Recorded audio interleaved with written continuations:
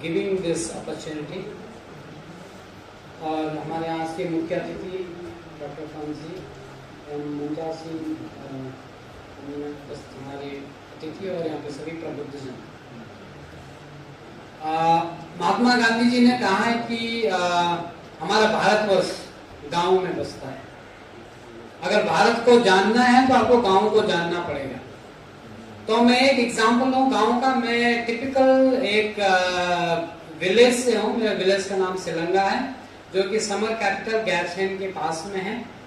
और मैंने वहीं से अपनी +2 का मैंने एजुकेशन लिया। और गांव में मैं आपको बताऊं कि वहाँ पे लिमिटेड रिसोर्सेज होते हैं। वहाँ पे इतने बड़े सारे पार्क जैसे शहरों में पार्क ऐसा कुछ नहीं है, लिमिटेड रिसोर्सेज होते हैं। वहाँ पे बच्चों का जब हम थे स्कूल में तो एक ही था कि हमको आर्मी ज्वाइन करना है, फौज में सिपाही बनना है, बस दैट्स ऑल। उसके अलावा उनको ना कोई अवेयरनेस है, ना कोई वहाँ पे कोई उनको बताने वाला नहीं है।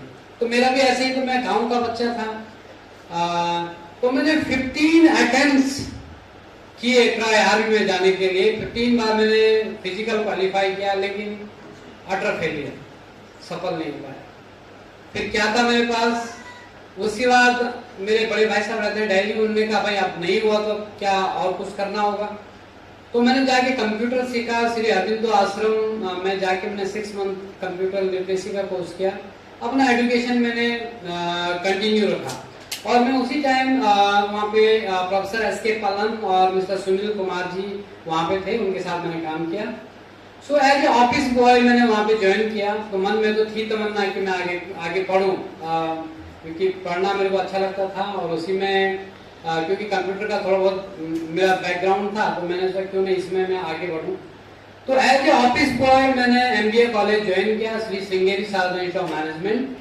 और 12 साल में मैं जो ऑफिस बॉय था वो 12 साल में उसी कॉलेज में प्रोफेसर बन गया, लेक्चरर कंप्यूटर साइंस। उसके बाद मेरा सोशल सेक्टर में मेरा इंटरेस्ट था। तो मैंने फिर मैं इंडस क्वालिटी फाउंडेशन करके एक इंस्टीट्यूशन है, वहाँ के हमारे कोई प्रोफेसर थे, तो उन्होंने कहा तुम अगर सोशल सेक्टर में आपके इंटरेस्ट तो आप इधर आ जाइए। तो IIT दिल्ली के कुछ एलुमनाई 1972 बैच के कुछ एलुमनाई हैं। उनका नाम BK Thadani, RS Pawar ji NIT के वो हैं, वो उसके मेंबर थे। तो वहाँ मैंने एज ए मैनेजर ज्वाइन किया। तो उनका बेसिक काम एजुकेशन के फील्ड में था। पूरे इंडिया में बच्चों को पर्सनैलिटी डेवलपमेंट और कैसे बच्चों का हार्नेस ये पर्सनैलिटी डेवलप हो, उस पर काम करते थे।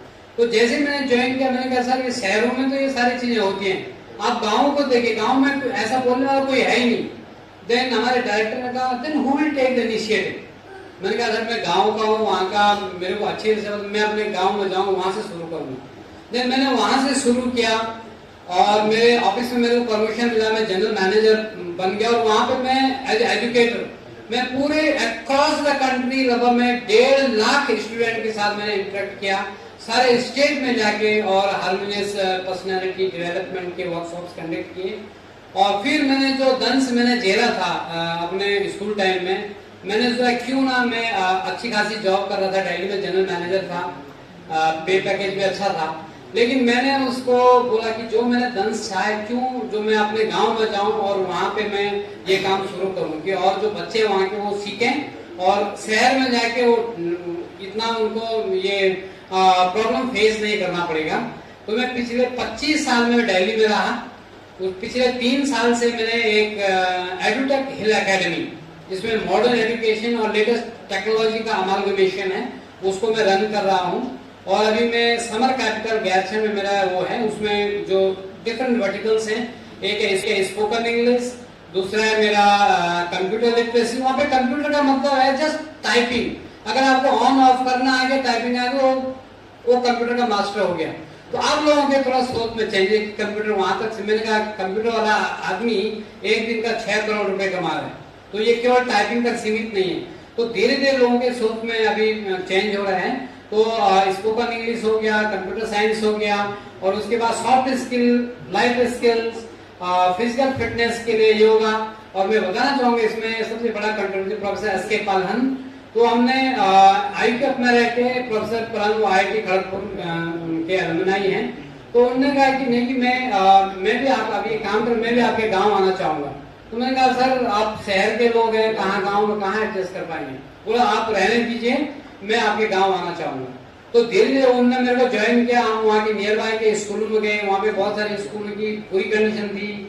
साइंस पढ़ा रहे तो वहाँ पे लैब नहीं, तो साइंस लैब खोले, कंप्यूटर लैब वहाँ पे स्टार्ट किया बहुत सारे। फिर वहाँ के सृजन स्कूल मॉडल टाउन के कुछ बच्चे हैं, उन लोगों को ज्वाइन किया। हर साल में 2 बार वहाँ के बच्चे हमारे गाँव में आते हैं। गांव में हमारे घर में ठहरते 20-25 लोग, जहाँ आपको पता होगा कि किसी घर में एक भी मेहमान आ गया तो बड़ा मुश्किल होता है।